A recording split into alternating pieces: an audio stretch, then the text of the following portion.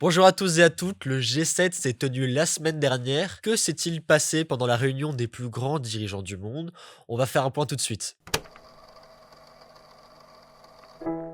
Le G7, c'est une réunion de dirigeants politiques qui comporte la France, les États-Unis, le Royaume-Uni, l'Italie, le Japon ainsi que l'Allemagne. Ça a été créé en 1975 à l'initiative de la France pour répondre au choc pétrolier de l'époque. Si on dit que c'est la réunion des 7 plus grands pays du monde, c'est parce que lors de sa création, le G7 représentait plus de 75% du PIB mondial. Aujourd'hui, ça reste une part très importante puisque cela comporte 40%. C'est-à-dire que la totalité des richesses produites par ces pays représente 40% de la richesse créée dans le monde. Si aujourd'hui cette réunion est en perte de vitesse de manière économique, il reste cependant très important de manière diplomatique puisqu'il sert à ouvrir le dialogue. La présidence se partage entre les pays en changeant chaque année. En 2021, ça se tenait au Royaume-Uni, à Carlisle Bay, du 11 au 13 juin. Bien évidemment, on a parlé du Covid, mais on a aussi parlé de relations internationales et de climat, ça faisait longtemps. Pour ce qui est du Covid, c'est un important dispositif de soutien qui sera mis en place pour les pays en difficulté.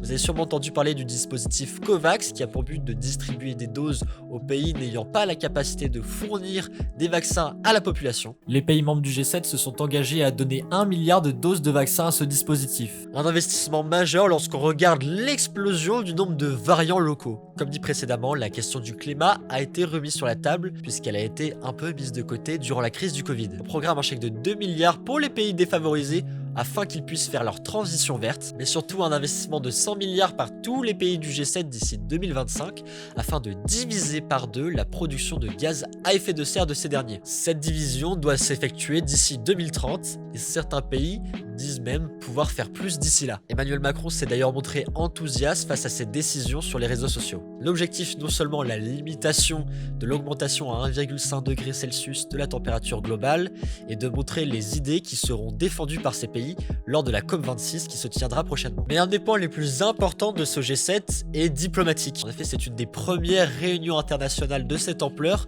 qu'a effectué Joe Biden. Vous avez peut-être vu passer dans les journaux la réaffirmation des États-Unis après l'ère Trump. Joe Biden s'est donc efforcé de fédérer ses alliés autour de vilains petits canards internationaux. J'ai nommé la Russie pour ses cyberattaques, mais aussi et surtout la Chine pour la situation du Xinjiang avec les Ouïghours. Dans un communiqué, le G7 a pointé du doigt les actions faites à l'encontre de cette communauté musulmane. Un plan concret initié par Joe Biden se montre aussi offensif face à l'économie chinoise. Build Back Better Work, reconstruire un travail meilleur, c'est l'idée pour relancer économiquement les pays mis en difficulté par la crise sanitaire. Pour cela, les États-Unis, appuyés par le G7, souhaitent investir dans les infrastructures africaines, d'Amérique latine et asiatique. Ils prônent un investissement vert, mais aussi une mobilisation publique et privée. Pour cela, tenez-vous bien, ils prévoient un investissement d'ici 2033 de 40 000 milliards de dollars. Si les États-Unis ne disent pas clairement faire cela contre la Chine, il se place en concurrence aux nouvelles routes de la soie, un plan similaire initié par la Chine quelques années auparavant, qui s'élève aujourd'hui à 3 700 milliards de dollars d'investissement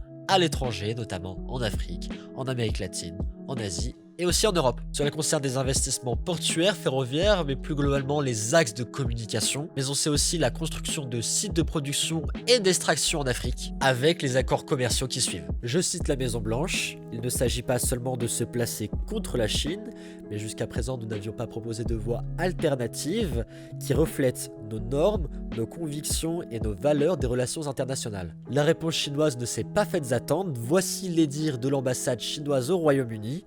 L'époque où les décisions mondiales étaient dictées par un petit groupe de pays est révolue depuis longtemps. Covid, environnement et relations internationales étaient donc les trois grands principaux axes de ce G7. Il faudra patienter pour voir les retombées de cet investissement pour COVAX. Nous verrons prochainement ce qu'il sera de ces engagements environnementaux lors du G26. Et la suite nous dira ce que deviendra le plan Build Back Better Work. J'espère que cela a été un peu plus clair pour ce G7. Je remercie l'équipe technique qui est derrière la caméra pour cette vidéo. Si c'est le cas, vous pouvez vous abonner et liker cette vidéo. À bientôt.